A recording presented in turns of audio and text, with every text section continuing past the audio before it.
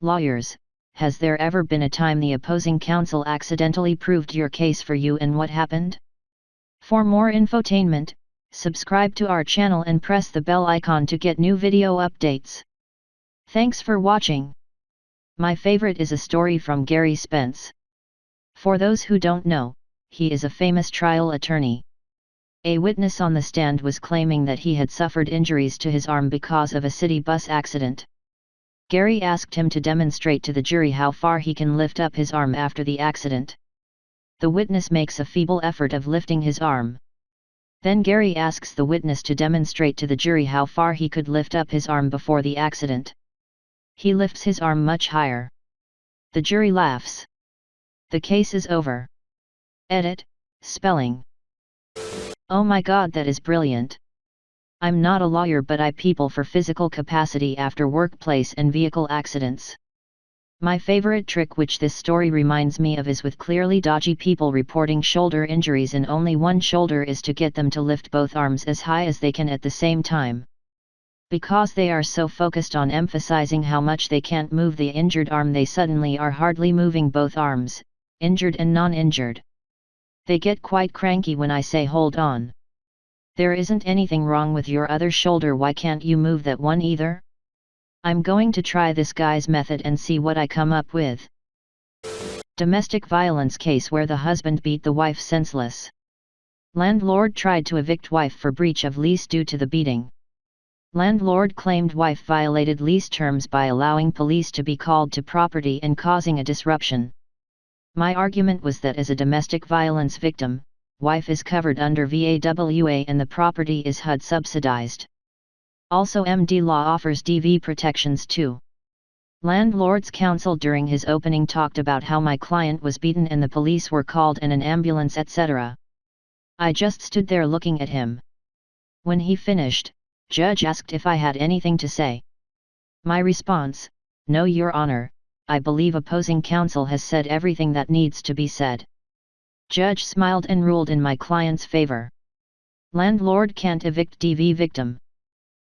My family did foster care for a few years, and we fell in love with the last girl we took in, now my younger sister. She was required to keep in regular touch with her emotionally and physically abusive birth mom, the intention being for them to eventually reunite. This woman was a horror every single time they interacted. She'd spend the duration painstakingly shredding my sister's self-confidence. My parents worked hard to establish a strong rapport and a supportive environment, and she blossomed under their care. She's one of the most resilient people I know. When the state tried to return her to her mom, she didn't want to go, so my parents sued, I think. Don't really know all the legal details, for guardianship. This seemed like it would be an uphill battle. Here we were, a family of randos trying to steal a kid from her rightful mom. We were really afraid that she would have to go back, and that her family would systematically undo all the hard work she'd done rebuilding her self-esteem. Fortunately, her mom decided to represent herself at the guardianship hearing. I wasn't in the room, but I heard the audio recording later on, and it's incredible how thoroughly this woman shot herself in the foot. Some highlights. She kept trying to testify while cross-examining people, e.g., would it surprise you to learn that blah blah blah. The judge called her out for this like 6 separate times and she just kept doing it. She would admit to various incidents of emotional abuse, but then try to argue that it was all justified because her daughter was being a bitch. She'd ask witnesses, for example, and wouldn't you be angry if your daughter did XYZ? Yes or no? My personal favorite and the best example of her proving our case, it is absolutely not true that I hit my daughter with a wooden spoon. I only tried and missed. I'll prove it, I can show you the mark it left in the door frame. Needless to say, we won guardianship. My sister never has to see that awful woman again unless she damn well pleases. Not a lawyer, but I am a former insurance fraud investigator. We were at a hearing before the WCB. I had something like 18 hours of video spread over a 2-week period of a claimant doing roofing work. The problem, for me, was that the video didn't get a clear face shot. Normally what we liked to do was get in close, show the face for a positive identification and then zoom out. Bonus if the claimant was wearing distinctive clothing that could easily be tied to him. Because of where this guy lived, all I could do was show someone who matched his description getting out of a truck registered to him every morning. He wore a hat, he had a beard, and he had neither at the hearing. So the company lawyer is prepping me and basically letting me know to be on point because the claimant's attorney is almost certainly going to challenge the fact that it is his client in the video. If the video got tossed, the case was lost. About 2 minutes into the hearing, claimant's attorney agrees to stipulate to the fact that it is his client in all of the video. All of it. Our attorney was shocked. That was pretty much the only leg he had to stand on. Claimant attorney was incredibly smug right after this, like it was no big deal. Evidently, his strategy was to show that his client wasn't really a professional roofer since he was doing the roof the wrong way. He tried to get me to answer questions about roofing. I refused as it was beyond the scope of my work. And he just wouldn't let it go. After about an hour of back and forth over this, the judge finally said, "Counselor, it doesn't matter if your client is doing the work well.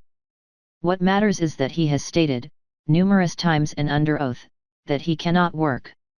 Whether he's doing it for free, for cash or for fun has no bearing on the fact that he's doing roofing work while collecting compensation benefits which he was awarded because he couldn't do roofing work." The guy lost and had to repay a bunch of benefits. After a few of those hearings, I began formulating a list of lawyers I would never hire and ones I would absolutely want on my side. I had to go to court over a financial cock-up when I was a student.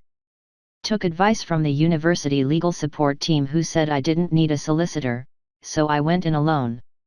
The judge didn't like this, and postponed it for another date so I could prove I'd had more counsel first.